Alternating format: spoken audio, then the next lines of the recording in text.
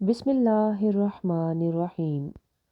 27 ذی الحجہ سن 23 ہجری بدھ کا دن تھا جب حضرت عمر فاروق رضی اللہ عنہ مسجد نبوی میں نماز فجر کی امامت کروا رہے تھے کہ ابو لولو فیروز نامی مجوسی غلام نے آگے بڑھ کر زہر آلود خنجر سے خلیفہ دوم حضرت عمر فاروق رضی اللہ عنہ کے پے در پے وار کیے اور آپ رضی اللہ عنہ زخمی ہو کر گر پڑے۔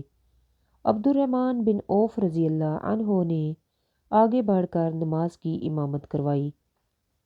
بدبخت قاتل نے مسجد سے بھاگتے ہوئے 13 کے قریب مسلمانوں پر وار کیے، جن میں سے 7 شہید ہو گئے اور بعد میں پکڑے جانے پر خودکشی کر لی۔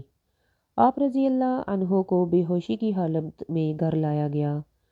ہوش آنے پر جب آپ رضی اللہ عنہ کو بتایا گیا حملہ آور مجوسی تھا تو آپ رضی اللہ عنہ نے اس بات پر اللہ کا شکر ادا کیا کہ حملہ آور مسلمان نہ تھا۔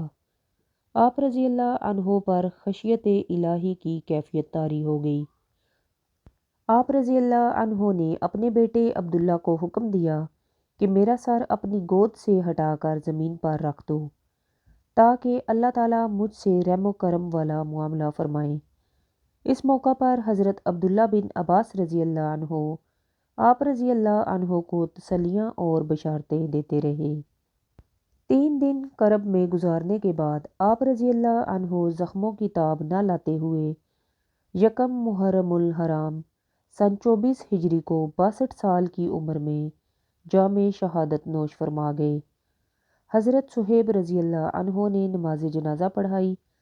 حضرت علی رضی اللہ عنہ، حضرت عثمان رضی اللہ عنہ، حضرت عبد الرحمن رضی اللہ عنہ، حضرت سعد بن وقاص رضی اللہ عنہ، حضرت طلحہ رضی اللہ عنہ اور حضرت عبد الرحمن بن عوف رضی اللہ عنہ نے سیدنا عمر فاروق رضی اللہ عنہ کو قبر میں اتارا۔